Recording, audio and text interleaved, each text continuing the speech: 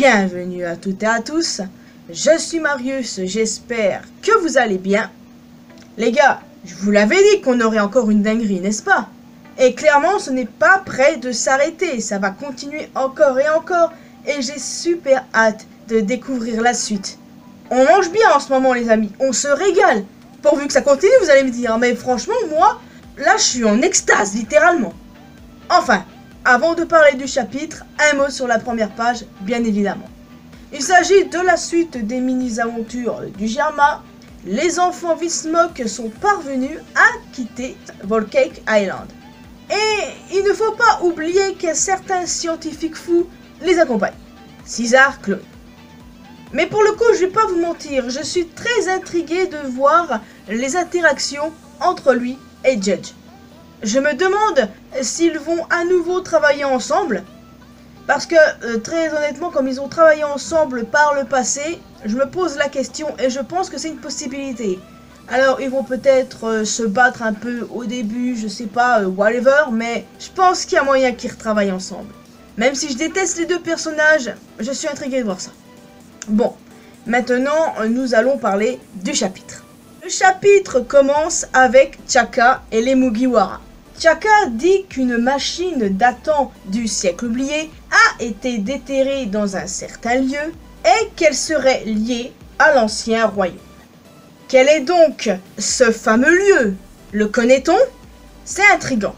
Quoi qu'il en soit, Chaka révèle au groupe le conflit qui a eu lieu durant le siècle oublié, une bataille ayant opposé ce royaume hautement civilisé à 20 autres royaumes. Une fois victorieux, ces 20 autres royaumes ont fondé le gouvernement mondial tel que nous le connaissons aujourd'hui.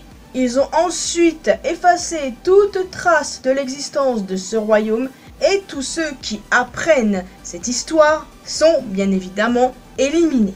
Chaka pense que les actions du gouvernement mondial semblent confirmer que cet ancien royaume très avancé et effrayant à leurs yeux ait bien existé par le passé. Ces connards veulent tout simplement faire disparaître l'histoire. Chaka révèle également que la volonté d'Ohara a survécu. Et là nous avons eu un flashback de Vegapunk se déroulant après l'incident d'Ohara où ce dernier est venu déposer des fleurs en hommage au professeur Clover qu'il a pu rencontrer. A noter que sur le lieu est également présent Monkey D. Dragon en personne, les amis.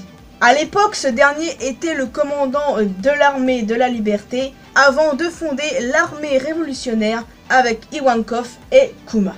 A noter que Dragon fait penser à Che Guevara. Je serais pas étonné qu'Oda se soit inspiré de lui pour Dragon.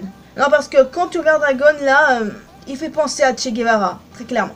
Si vous ne savez pas qui est Che Guevara, je vous invite à faire des recherches sur internet. Il se trouve que les livres d'Ohara ont été sauvés en étant jetés dans un lac, puis ils ont été récupérés par des géants. Et parmi ces géants, on peut reconnaître Arujdin, Gert et Goldberg. Et ces livres ont été emmenés à Elbaf. Alors, ceux qui pensaient qu'au final on n'aurait pas l'arc Elbaf, on vous entend plus maintenant? Non, je ne vous entends plus. Effectivement, on aura bien un arc Elbaf, ceux qui pensaient le contraire sont un peu concons si vous voulez mon avis. Enfin, quoi qu'il en soit, nous avons eu une autre révélation incroyable. Il se trouve que le capitaine des géants qui ont sauvé les livres est nul autre que Aguar Di Soro.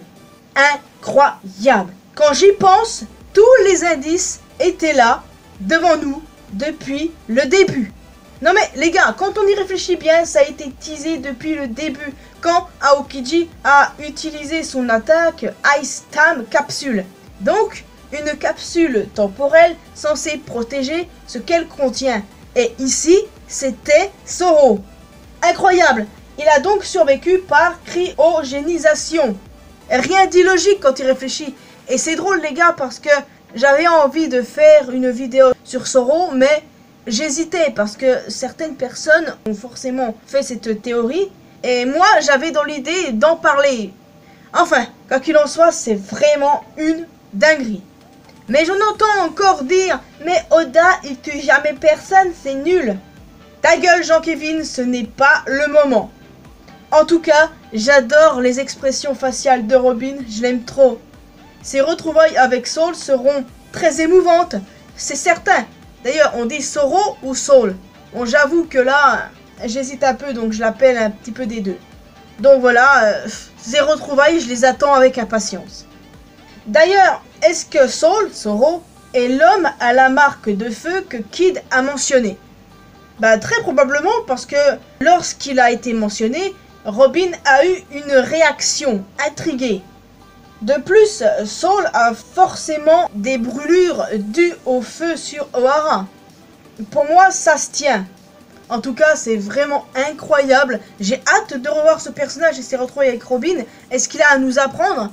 Voilà, je me pose pas mal de questions, c'est vachement intriguant. En tout cas, Chaka veut montrer quelque chose au Mugiwara, mais quoi? Un poneglyph? Une technologie particulière? Autre chose? Absolument aucune idée, mais j'ai franchement très hâte de découvrir tout ça, les amis. Et il est temps de passer à la dernière partie du chapitre où nous retournons auprès du groupe de Luffy face aux robots géants. Et ils finissent par tomber face à face avec le vrai docteur Vegapunk. Vegapunk, plus jeune, avait un crâne immense. C'est n'importe quoi, mais c'est totalement dans l'esprit de One Piece. D'ailleurs, peut-être que c'est même dû au pouvoir d'un fruit du démon, mais bon, c'est pas trop le sujet. Le Vegapunk actuel, par contre, est encore plus hilarant. Ce mec, c'est littéralement Albert Einstein. Et la pomme sur son crâne est une référence claire à Isaac Newton, vous savez. Franchement, j'adore. Et puis, sachez que à la mort d'Albert Einstein, le cerveau de ce dernier a été disséqué et divisé en plusieurs parties. Une chose que Vegapunk semble avoir fait est l'ayant réparti dans chaque punk. Et personnellement, je trouve que ça se tient. Et j'ai hâte de voir si cette théorie est réelle. Ah, Oda enchaîne les dingueries, j'en peux plus, tellement c'est incroyable, tellement c'est kiffant. J'aime beaucoup trop, quoi. J'ai hâte de voir la suite. Ça promet d'être un putain de banger after banger, etc., etc. Révélation, révélation, encore et encore. Non mais les gars, n'hésitez pas et dites-moi ce que vous avez pensé de ce chapitre. Donnez-moi vos théories. Qu'est-ce que vous pensez de la survie de Saul? Est-ce que vous trouvez ça illogique? Parce que personnellement, quand on y réfléchit bien là, tout était là devant nous depuis le début. Et n'hésitez pas aussi à me parler du design de Vegapunk. Totalement moche, digne de One Piece. C'est incroyable et j'ai super hâte de voir ce qu'il va nous apprendre. Et on risque d'apprendre des choses sur les fruits du démon. Et ça, c'est super cool. Enfin, il y a de nombreux mystères dans One Piece que Vegapunk peut nous révéler du coup. Bon les amis, il est temps pour moi de vous laisser ici, j'espère que vous avez apprécié cette vidéo. N'hésitez pas, évidemment, comme je l'ai dit, à laisser un commentaire. Vous pouvez aussi laisser un petit pouce bleu, ça fait toujours plaisir les amis. Vous pouvez me retrouver sur mes réseaux sociaux, Facebook, Twitter et Instagram. N'hésitez pas à rejoindre la communauté mariusienne sur Discord. Et surtout, le plus important, abonnez-vous à cette chaîne ainsi qu'à ma chaîne secondaire pour qu'on puisse se retrouver dans une prochaine vidéo. Portez-vous bien les amis et vive One Piece. Ciao.